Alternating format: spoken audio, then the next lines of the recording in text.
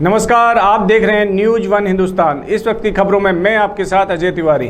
प्रधानमंत्री नरेंद्र मोदी और गृह मंत्री अमित शाह से जुड़े शेयर बाजार घोटाले पर भाजपा नेता पीयूष गोयल ने राहुल गांधी के दावों को खारिज कर दिया है।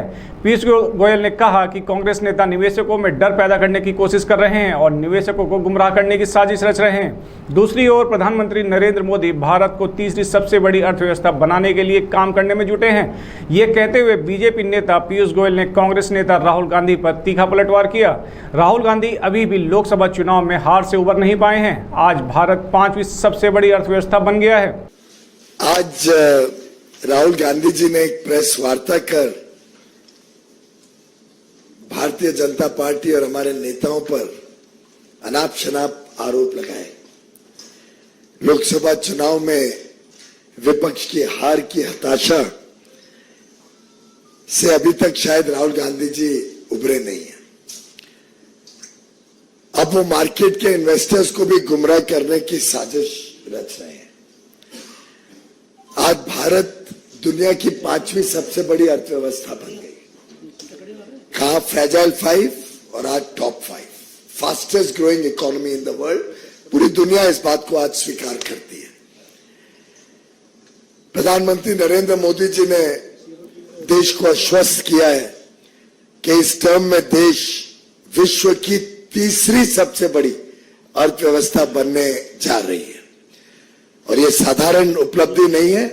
पूरा विश्व इसको गहराई से देख रहा है, बड़ी गंभीरता से देख रहा है, समझ रहा है कि ये आगे आने वाले दिनों में प्रधानमंत्री मोदी जी के नेतृत्व में होने जा रहा है।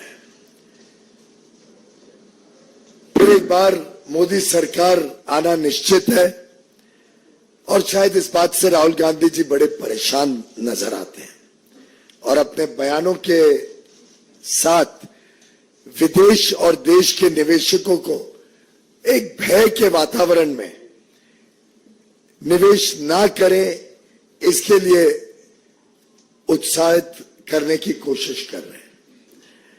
हम सब जानते हैं कि इक्विटी मार्केट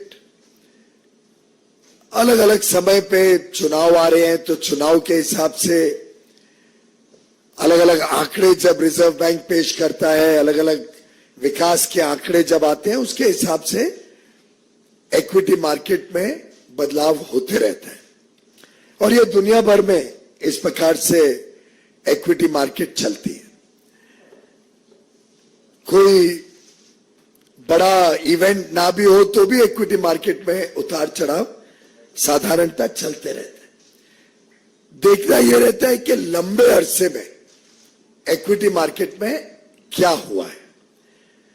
और आप सभी भली भांति जानते हैं, देश के लोग, देश के निवेशक जानते हैं कि पिछले 10 वर्ष के सफलतापूर्वक मोदी सरकार के कार्यकाल में हमारा मार्केट कैप पहली बार $5 ट्रिलियन से अधिक हुआ है।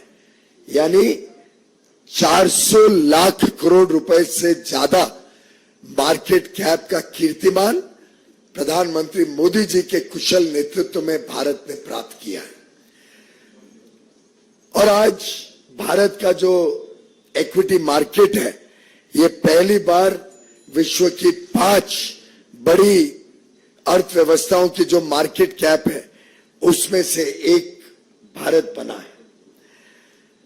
उसमें हम ये भी जानते हैं भली भांति कि पब्लिक सेक्टर अंडरटेकिंग्स जो PSUs लिस्टेड है मार्केट में, उसका भी जो मार्केट कैप है वो लगभग 4 गुना मोदी सरकार के कार्यकाल में बढ़ा है। Bureau report, news one Hindustan, Delhi. Ayodhya में इंडिया गठबंधन से सपा प्रत्याशी अवधेश प्रसाद की ऐतिहासिक जीत पर समाजवादी पार्टी के पिछड़ा वर्ग के महानगर अध्यक्ष भगवान दीन निषाद ने अवधेश प्रसाद की जीत पर पुष्पराज चौराहे पर अपने सैकड़ों समर्थकों के साथ पहुंचकर माला पहनाकर भव्य स्वागत किया और जीत की खुशी में मिष्ठान वितरण कर सभी को जीत की बधाई दी। महानगर अध्यक्ष भगवान दीन निषाद ने कहा कि अयोध्या की गरीब जनता ठेले पर अगर अपना व्यवसाय कर रही है तो उस पर अत्याचार किया जाता है, उसको मारा जाता है, भगाया जाता है। जनता परेशान थी, अब जनता ने अपना मत देकर इंडिया गठबंधन की जीत हासिल की। मैं सभी को धन्यवाद करता हूं। अगर इंडिया गठबंधन की सरकार बनी तो वादा इंडिया गठबंधन के लोगों ने किया है, उन वादों को पूरा किया जाएगा और देश में खुशहाली आएगी। आज इतनी बड़ी जीत हुई है, ये जनता जनार्दन वोट दिया, इंडिया गठबंधन को भरोसा किया। बहुत बहुत बधाई, बहुत बहुत आभार व्यक्त करते हैं।